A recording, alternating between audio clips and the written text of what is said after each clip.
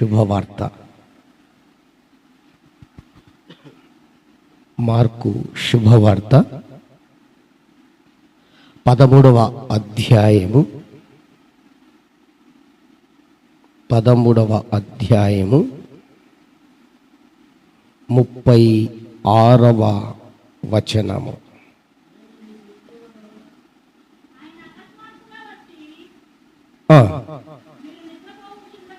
మీరు నిద్రపోవుచుండగా చూచునేమో కనుక మీరు మెలకువగా ఉండుడి. ఆయన అకస్మాత్తుగా సడన్గా అనుకోకుండా వచ్చునేమో, నిద్రపోకుండా మెలకువగా ఉండుడి. మెలకువగా ఉండడము అంటే జాగ్రత్తగా ఉండండి.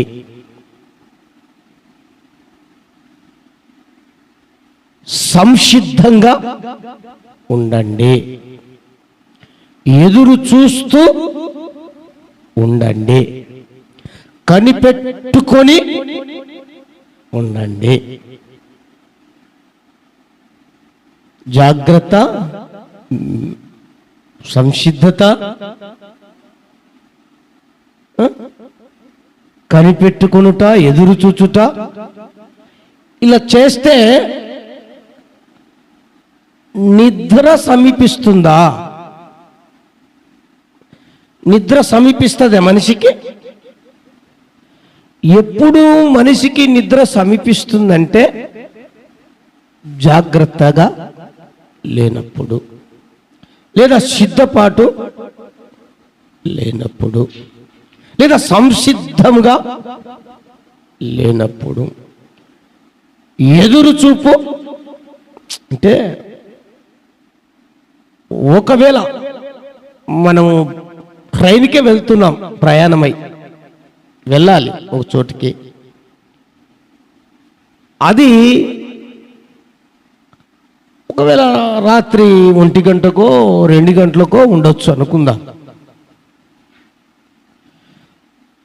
మరి మనం ఎంత లేదన్నా కూడా 9, 10 మహా అంటే 11కు భోంచేసి పండుకుంటాం, నిద్రపోతాం కదా. పండుకుంటే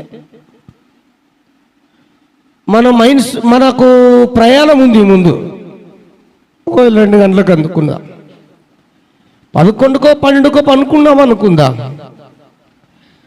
ప్రయాణము ముందున్నది, ఆ ట్రైను సమయము మన మైండ్లో ఉంచుకొని జాగ్రత్తగా లేకపోతే, నిద్రలోకి పూర్తిగా జారుకొని పోతే మన ప్రయాణం ఏమైపోయింది? ఆగిపోయింది, నిలిచిపోయింది. మనం పోవలసిన చోటికి పోవలేము, వెళ్ళలేము. అక్కడ జరగవలసిన పని ఆగిపోతుంది. ఒకవేళ పండుకున్నా ఆ విషయం మన మనస్సులో, హృదయములో ఉంటే సమయానికి జాగ్రత్తగా కాస్త మెలకువగా కాస్త మనసులో ఉంచుకొని ఆ టయానికి అలర్ట్ అయిపోతాం. అప్పుడు సమయానికి వెళ్తాం, ట్రైన్ ఎక్కుతాం, పోయిన పని ముగించుకుంటాం, విజయవంతంగా తిరిగి వస్తాం.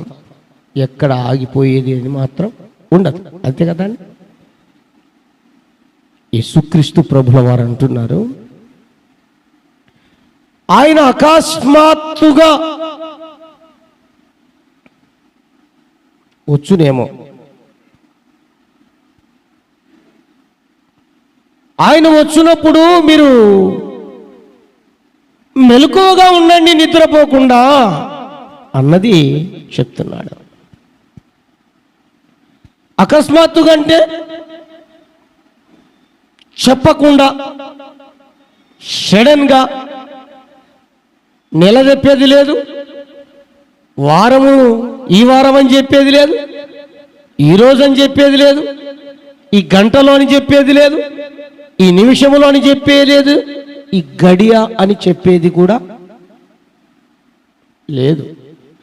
ఎప్పుడొచ్చునో నీకు తెలియదు, నాకు తెలియదు. ఒక మాటలో చెప్పాలంటే మన ప్రియ పరలోకపు కన్న తండ్రి ఆయనకు మాత్రమే తెలుసు. తన ప్రియ కుమారుడైనటువంటి యేసు క్రీస్తు ప్రభుల వారికి కూడా తెలియదు. బైబిల్లో రాయబడింది, ఆ గడియ నాకు తెలియదు, నా తండ్రికి తెలుసు అన్నాడు యేసయ్యనే. అంటే ఎంత సడన్గా వస్తాడో, ఎప్పుడు వస్తాడో, ఎలా వస్తాడో నీకు, నాకు, మనకు, ఈ ప్రపంచములో ఎవరికీ తెలియదు. అయితే ఒకటి మాత్రం జాగ్రత్త చెప్తున్నాడు దేవుడు, మెలకువగా ఉండండి. మెలకువగా నిద్రపోకండి.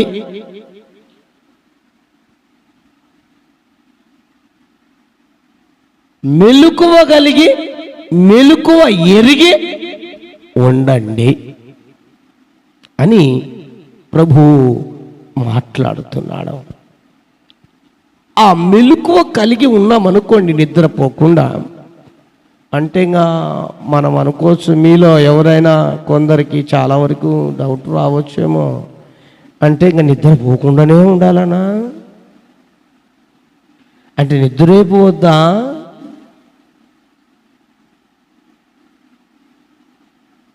ఆత్మీయమైన మెలకువ, ఆత్మ సంబంధమైన మెలుకు.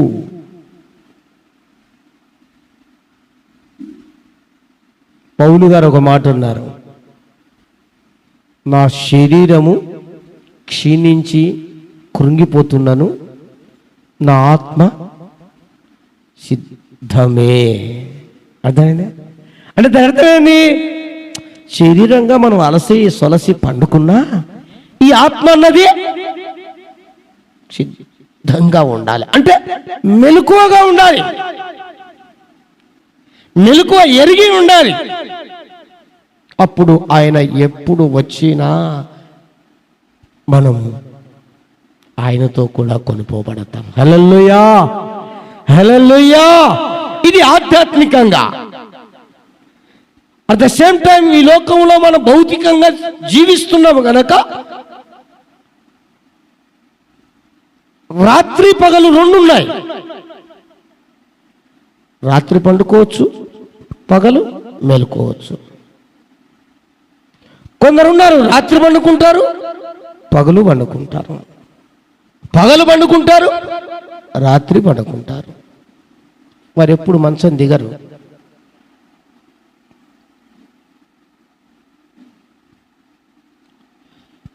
అంటే అది ఎట్లా సాధ్యమవుతుందని మీరు అంటారేమో. పండుకొని పండుకొని పండుకొని ఒకవేళ వాళ్ళు లేచి నిలుచున్నా నిద్ర అనే మత్తులోనే ఉంటారు, అంటే పండుకొనే ఉంటారని దాని అర్థం. మత్తు అనేది అట్లనే ఉంటుంది. అందుకు ఎప్పుడైనా మాట్లాడుతున్నప్పుడు, ఏదైనా మాట్లాడుతున్నప్పుడు ఈ లోకంలో ఉన్నావా లేకుంటే ఎక్కడున్నావు అంటారా లేదా? అంటే వినినట్టుగా ఉండకపోతే, వినిపించుకోకపోతే, లేదా చూస్తున్నా కూడా ఆ చూచింది గ్రహించకపోతే అసలు ఇక్కడ ఉన్నావా అంటావా? అలా అలా అర్థమవుతుంది కదండి. అందుకు దేవుడు అంటాడు, మెలకువగా ఉండండి, నిద్రపోకండి. నేను ఎప్పుడు వస్తానో నాకు తెలియదు, రావడం మాత్రం గ్యారంటీ. ఆ సమయంలో వచ్చినప్పుడు ఎవరైతే మెలకువగలిగి ఉంటారో, సిద్ధపడి ఉంటారో, జాగ్రత్తగా ఉంటారో, ఎదురు చూస్తూ ఉంటారో, కనిపెట్టుకొని ఉంటారో వారు నాతో కూడా వస్తారు నా తండ్రి దగ్గరికి. హల్లెలూయా. అందుకు మెలకువగా ఉండండి. పాస్టర్ గారండి బాగానే ఉంది, అక్కడికి కదా నువ్వు చెప్పేది, మేము ఇక్కడ కదా ఉండేది. నువ్వు చెప్పేది అక్కడికి, ఎక్కడికి? పరలోకానికి కదా చెప్తున్నావు. మేము ఇక్కడ లోకంలో ఉన్నాం. ఇప్పటి పరిస్థితి చెప్పయ్యా స్వామి అని అనగొచ్చు. దేవుడు ఏది చెప్పినా కూడా భౌతికమైన, శారీరకంగా, అలానే ఆత్మీయంగా రెండు విధాలా చెప్తాడండి. మనం అలా అర్థం చేసుకోవాలి. అదే ఆత్మ మెలకువ అంటే, అదే ఆత్మ మెలకువ ఎరగడం అంటే అదే.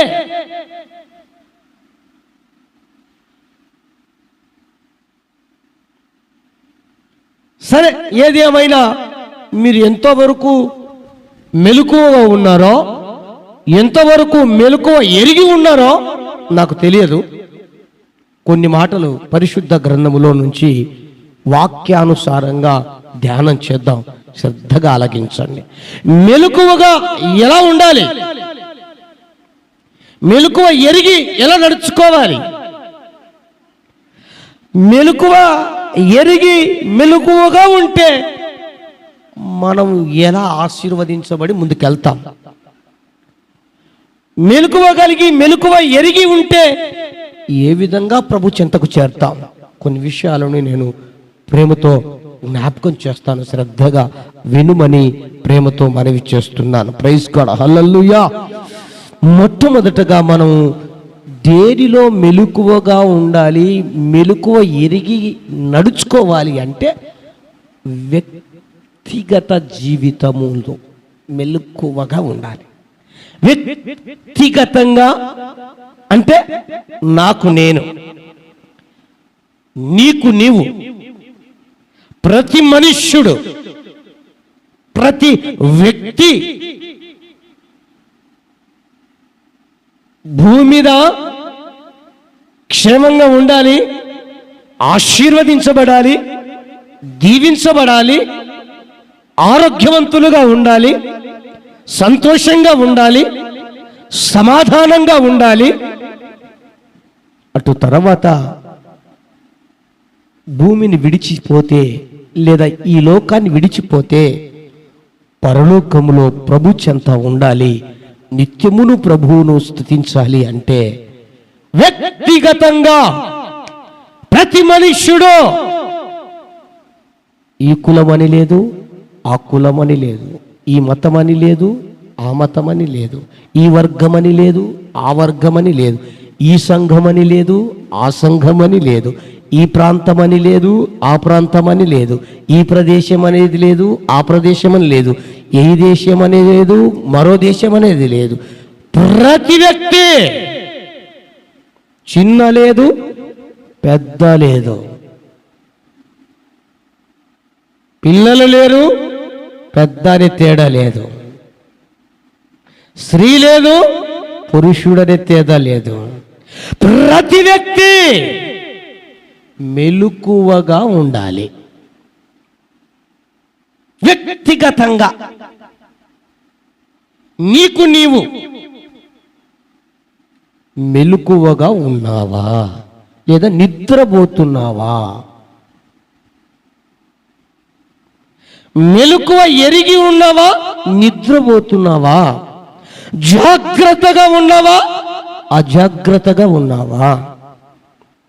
ఎదురు చూస్తున్నావా, ఓపిక నశించిపోయిందని ఆదమరిచి నిద్రపోతున్నావా? కనిపెట్టుకొని ఉన్నావా, కనిపెట్టుటలో విఫలమైపోయి పడిపోయావా? ఏ స్థితిలో ఉన్నావో ఈ పునరుత్థాన వేళ ఎరిగి తెలుసుకుంటే వ్యక్తిగతంగా అది నీకు నీకు నీకు నాకు మనకు ఎంతో మేలు. హల్లెలూయా అనడానికి బైబిల్లో రాయబడిన మాట మత్తయి శుభవార్త 13వ అధ్యాయం 24వ వచనము నుండి చదువుదాం. చదవక్క.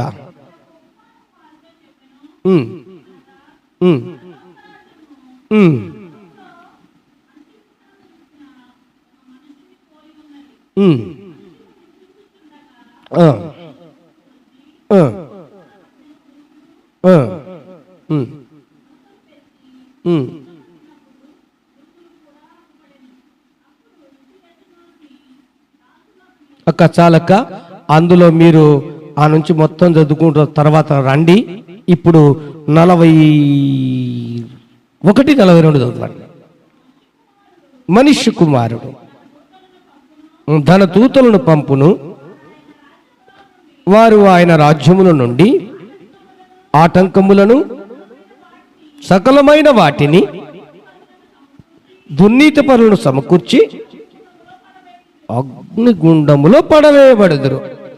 అక్కడ ఏడుపును పండ్లు కొరుకుటయు ఉండును. చాలు, మీకు ఇది అర్థం కావాలంటే బాగా నేను చెప్పే మాటలు వినండి. యేసుక్రీస్తు ప్రభుల వారు చాలా ఉపమానాలు చెప్పాడు. అందులో పరలోక రాజ్యమును గురించిన ఉపమానాలు మరి ఎక్కువగా చెప్పాడు. చెప్పబడిన ఉపమానాల్లో ఈ ఉపమానం ఏంటి? పరలోక రాజ్యము తన పొలములో మంచి విత్తనమును విత్తిన ఒక మనిషిని పోలి ఉంది. మరొకటి అలానే కిందికి వస్తే పరలోక రాజ్యము ఒకడు తీసిన తన పొలములో విత్తిన ఆవగింజను పోలి ఉన్నది. అలానే మరల కిందికి వస్తే ఆ మాట 31, తర్వాత 32కి వస్తే పరలోక రాజ్యం ఒక స్త్రీని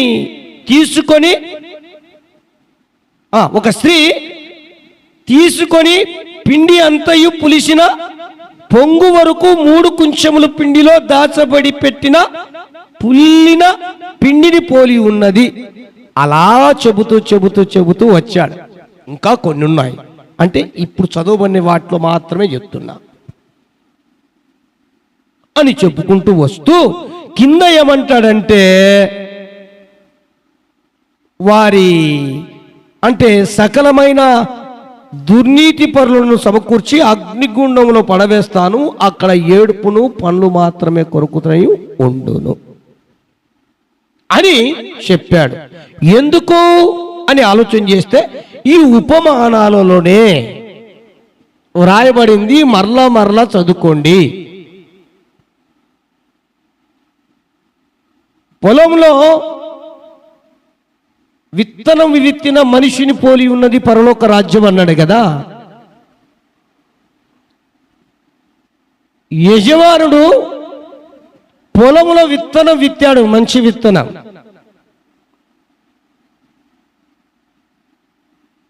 ఒకవేళ గోధుమలే అనుకుందాం, ఇక్కడ ఉపమానంలో కూడా అలానే ఉంది. అవి మొలకెత్తి చిన్నగా పెరుగుతూ ఉన్నాయి. వాటి మధ్యలో సాతానుడు వచ్చి గురుగులు అంటే ఆ పంటకు నష్టాన్ని కలగజేసేవి, లేదా మన భాషలో చెప్పంటే కలుపు మొక్కలు, లేదా పనికిరాని మొక్కలు. ఈ మొక్కలకు అనగా వేసిన విత్తనాలకు పెరుగుతున్న మొక్కలకు రావలసిన సారం అంతా కూడా అవి గుంజేస్తాయి, లాగేస్తాయి. భూసారం అలాంటి గురుగులు ఇవి మొలిచాయి, అవి మొలిచాయి, ఇవి పెరిగాయి, అవి పెరిగాయి. అయితే తీర చూస్తే యజమానుడు 2 అలానే ఉన్నాయి, గురుగులు ఉన్నాయి, గోధుమలు ఉన్నాయి.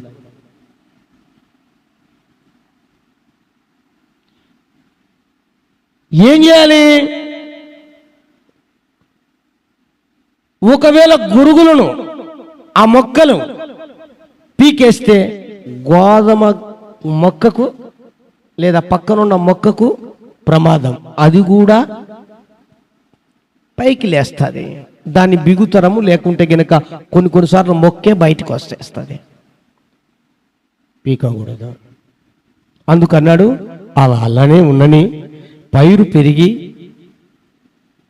పంట రాని, కోతకాలం రాని, కోద్దాం, కలాడికి తీసుకొద్దాం, ఏమండి మొత్తం తూర్పు వేద్దాం. తర్వాత గోధుమ గింజలు లేదా గట్టి గింజలు చక్కగా సమకూరుద్దాం. పొట్టు ఉంటుందే, ఆ పొట్టు అంతా పక్కకు వస్తుంది. గురుగులు ఉంటాయే, ఆ గురుగులు అన్ని పక్కకు వస్తాయి. అప్పుడు ఏం చేస్తామంటే వాటిని కాల్చేస్తాం.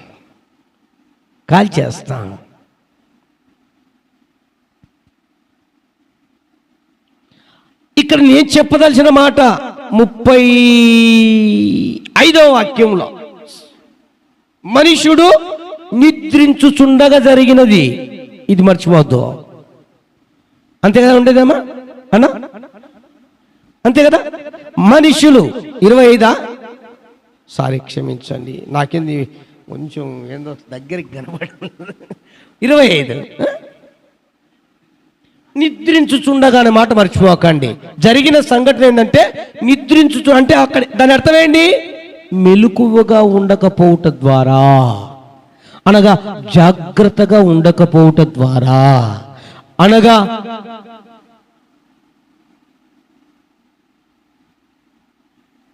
కేర్ఫుల్గా ఉండకపోవట ద్వారా నిద్రించుచున్న సమయంలో వచ్చి శత్రు వేశాడండి.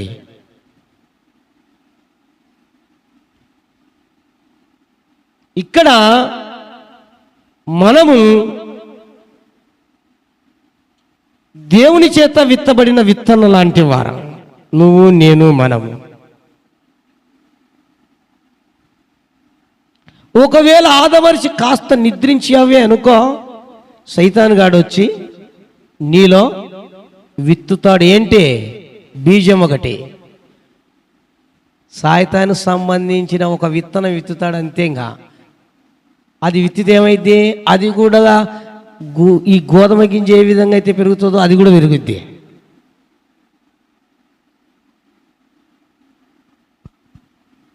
అప్పుడు ఏమైంది? నీ విశ్వాసం, నీ భక్తి జీవితం, లేదా నీకున్న నమ్మకం, లేదా దేవుని పట్ల నువ్వుకున్న ఆసక్తి, నీకున్న శ్రద్ధ, నీకున్నటువంటి ప్రార్థనా జీవితం, దేవుని పట్ల నీకున్న సేవా దృక్పథం ఏమైపోతుందంటే చిన్నగా క్షీణించిపోతుంది. దాని సారం ఏమైపోయింది? తగ్గిపోతుంది. దాని బలం ఏమైపోద్ది? తరిగిపోతుంది. ఎందుకో? గురుగు అనే ఆ సాతాను విత్తినటువంటి ఆ విత్తనానికి ఇది చిన్నగా లాగేస్తుంది. రావలసిన సారం, బలం, శక్తి, ఆ ఎరువు ఇది కూడా కాస్త లాగేస్తుంది. అప్పుడు ఈ గోధుమ గింజ బాగా మంచిగా ఇచ్చుకొని మొక్క బాగా పెరిగి వెన్నులుగా ఉండి దానికి బాగా అనేక రకాలుగా మంచిగా, అంటే దాని నాణ్యతగా, దాన్ని ఏమంటారండి, బాగా గింజ బాగా అవుట్గా అంటామా, గట్టిగా శ్రేష్టమైనదిగా ఉండనీయకుండా చేస్తుంది. ఇది విశ్వాస జీవితంలో కూడా నువ్వు జాగ్రత్తగా లేకపోతే, మెలకువగా లేకపోతే, నీవు దేవుని పట్ల మెలకువగలిగి జాగ్రత్తగా ఉండకపోతే, సాతానుడు నీ వ్యక్తిగత జీవితంలోనికి చొరబడి వాడు విత్తితే నీలోనికే వచ్చిన ఆ విత్తనము ఏ బీజమైతే అది మొలుస్తుందో అది నీ జీవితాన్ని, నీ ఆత్మీయ జీవితాన్ని, నీ నమ్మకాన్ని, నీ యొక్క దేవుని పట్ల ఉన్న ఆసక్తిని చిన్నగా చిన్నగా చిన్నగా తీసివేస్తుంది.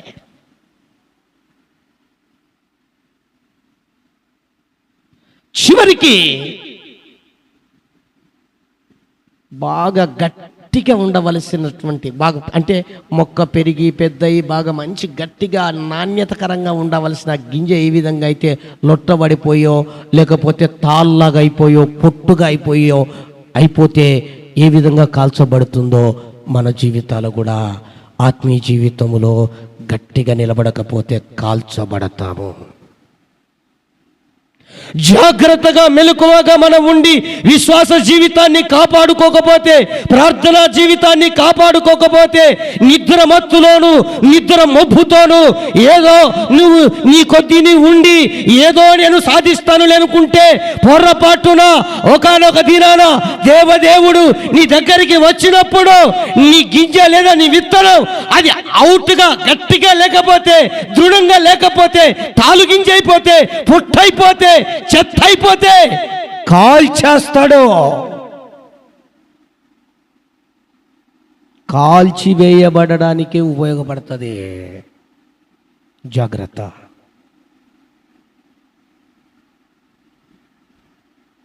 ఈనాడు వ్యక్తిగతంగా కూడా చాలా అజాగ్రత్తగా ఉన్నారండి. చాలా అజాగ్రత్త. నిమ్మకు నీరెక్కినట్లు అంటామే.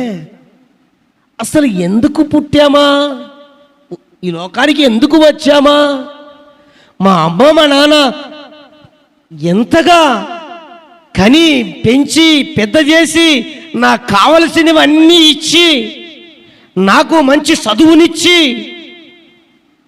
నాకు ఒక భవిష్యత్తునిచ్చి ఇంత పెద్ద చేసి చక్కగా వయసు వస్తే వివాహం చేసి ఇంతగా చేస్తే నేను ఏం చేస్తున్నాను, నేను ఎందుకై వచ్చాను, ఏం చేస్తున్నాను అన్న ఇంకిత జ్ఞానం ఎందరికుందో ఎవరికి వారే తెలుసుకోవాలి. ఎందరికి ఉందో వారే తెలుసుకోవాలి. వారు ఎందుకు వచ్చారో, ఎందుకు పుట్టారో కూడా తెలియదు. ఎందుకు పెరుగుతున్నారో, ఎందుకు తింటున్నారో కూడా తెలియదు. ఎందుకు పని చేస్తున్నారో, ఎందుకు అలా ఉన్నారో కూడా అర్థం కాదు.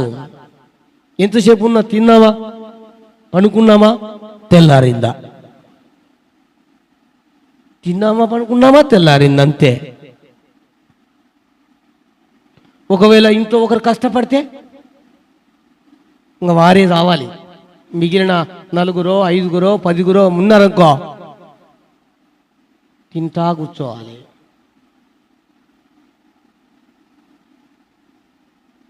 ఎన్ని రోజులు జరిగిద్దట? ఇది అజాగ్రత్త కదా. శారీరకంగా అయినా కూడా భౌతికంగా మనం జీవించడానికైనా. ఇంట్లో ఒక 10 మంది ఉన్నారనుకోండి, ఒకరు కష్టపడి తీసుకొచ్చిన సొమ్ము మనకు ఎంతవరకు ప్రయోజనం, ఎంతవరకు తింటాం, ఎంతవరకు మన అవసరాలు తీర్చబడతాయి. ఒకవేళ అదే ఇంట్లో 10 రకాలుగా వారు కష్టపడి పనిచేశారనుకో, సంపాదించారనుకో, అది కొందరు ఎక్కువ కావచ్చు, కొందరు తక్కువ కావచ్చు. ఎలాగుంటుంది? ఎన్ని అవసరాలు తీర్చబడతాయి? ఎలా మిగిల్చబడుతుంది? జాగ్రత్త లేవు. అరే నాకు అర్థం కాదు కానీ కొందరు విషయాల్లో అరే పెద్దలు, మన అమ్మ కావచ్చు, మన నాన్న కావచ్చు, మన తాత కావచ్చు, ముత్తాత కావచ్చు, అబ్బలు కావచ్చు, ఏదో కాస్తో కూస్తో ఇల్లు సంపాదించారు, స్థలమే కూడబెట్టారు, పొలమే కొని పెట్టారు, లేకుంటే కాస్త ఏదైనా బంగారే ఇచ్చారు, లేకపోతే మనకు ఏదైనా కొంచెం ఆస్తి మూలకంగా ఏదైనా ధనమో డబ్బో వచ్చింది. నువ్వు సంపాదించకపోయినా పర్వాలేదు, కనీసం ఇదన్నా అలానే మిగిల్చుకుంటున్నారా? వీళ్ళు సంపాదించేది అదన్నా ఉందా? ఎందుకు అట్లా జరుగుతుంది తెలుసా?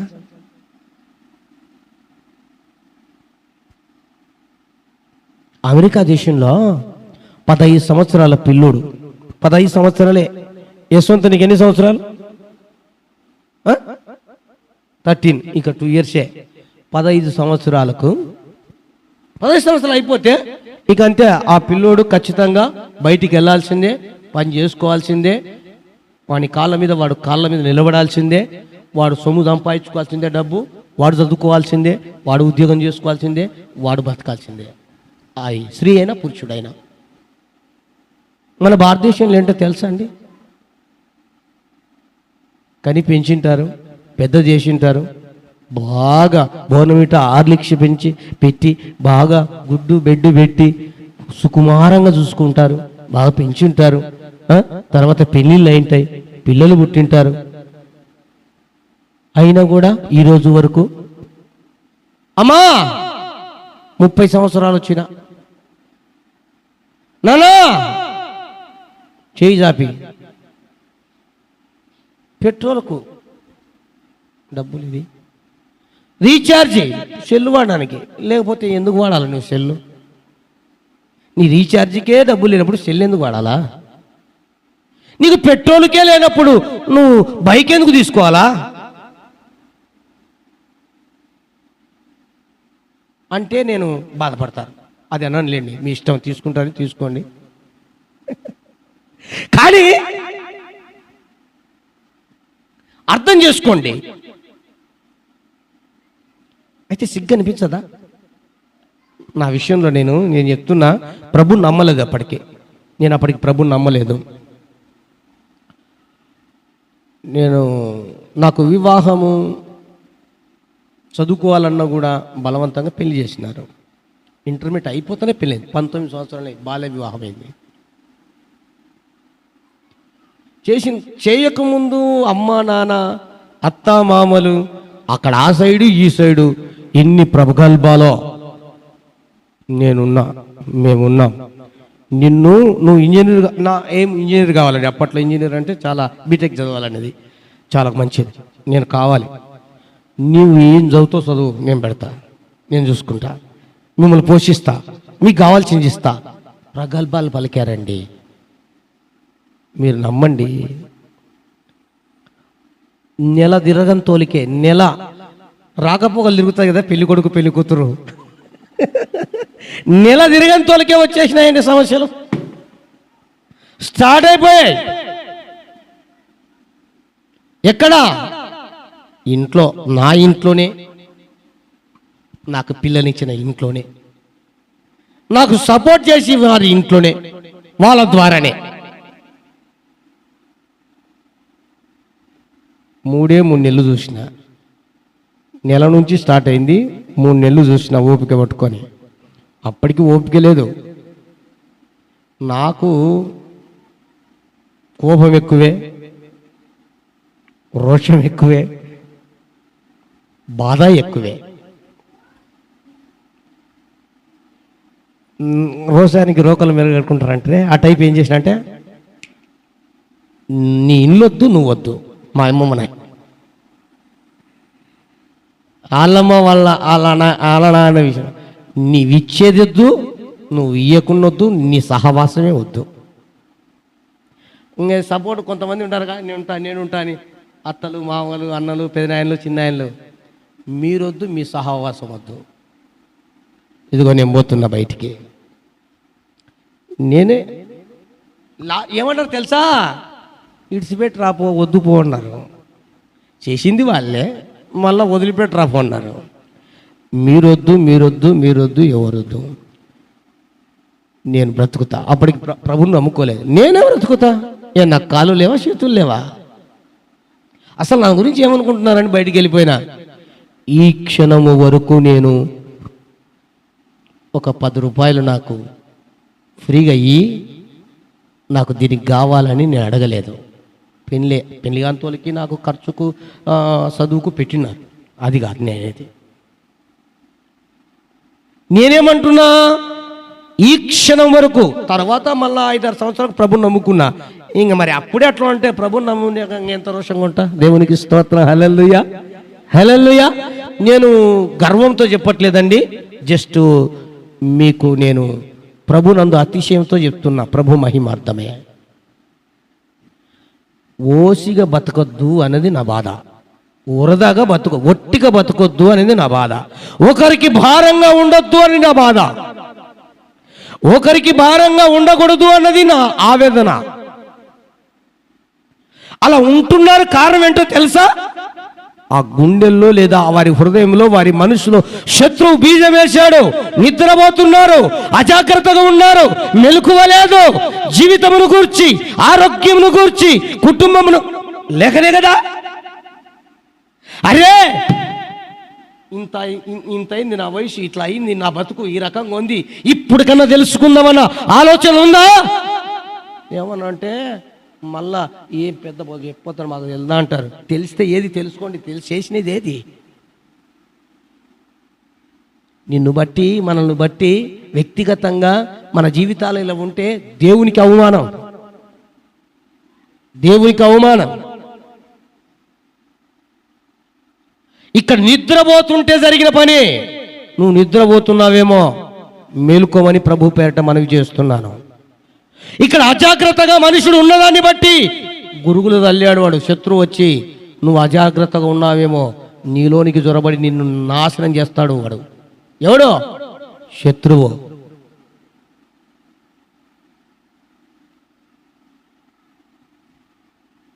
ఒకరికి భారంగా మనం ఉండకూడదు,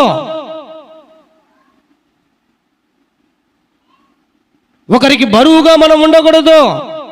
ఏమండి, దేవుడు మనకు శక్తినిచ్చినాడు, బలమునిచ్చినాడు. మన కన్న తల్లి తండ్రి మనం ఇంతవరకు కని పెంచినారు. ఎట్లుండాలా? వయసు రాకపోతే నో ప్రాబ్లం. నేను చెప్తేనే మన భారతదేశంలో ఉన్న దుస్థితి ఇది. పాశ్చాత్య దేశంలో ఆ దేశాల్లో 15 సంవత్సరాలకు మొత్తం పిల్లలు బయటికి వెళ్ళాల్సిందే, పని చేయాల్సిందే, సంపాదించుకోవాల్సిందే, చదువుకోవాల్సిందే, ఉద్యోగం తెచ్చుకోవాల్సిందే. కానీ ఇంతవరకు మనోళ్ళు ఆ స్త్రీలనిలే పురుషులనిలే ఎద్దులాగా ఉంటారు. కానీ సెల్లులు, బైకులు మెయింటైన్ చేస్తుంటారు, కార్లు మెయింటైన్ చేస్తుంటారు. మరలా తల్లేదండ్రే కావాలి వీళ్ళకు. నువ్వు సంపాదించుకోలేవా? నువ్వు పని చేసుకోలేవా? నువ్వు ఉద్యోగం తెచ్చుకోలేవా? అది ప్రైవేట్ ఉద్యోగం లేదా గవర్నమెంట్ దాన్ని నేను మాట్లాడాను. కనీసం నువ్వు వ్యక్తిగతంగా అండి ఎవరికి వారు అలాగేనక అనుకుంటే కుటుంబంలో ఒక 4-10 మంది ఉన్నారనుకో, నిజంగా ఎంత బాగుంటుందో మీరే ఆలోచించండి. నేను ఎందుకు చెప్తున్నానో ఆలోచించండి.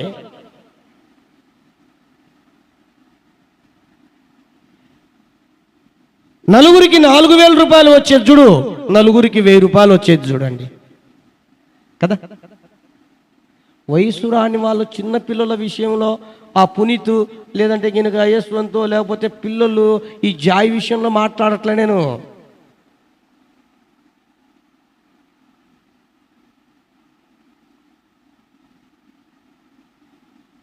శత్రువు నిన్ను మోసం చేస్తాడు, జాగ్రత్త, మెలకువగా ఉండు అని చెప్తున్నా.